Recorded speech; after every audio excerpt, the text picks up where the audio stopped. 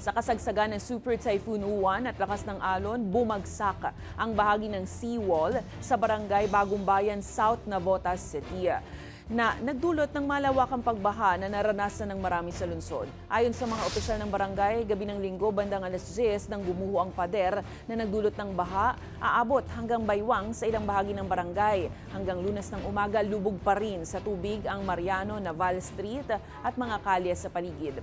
Ayon pa sa otoridad, itinayo ang seawall halos 15 taon nang nakalipas at gawa lang umano sa hollow blocks.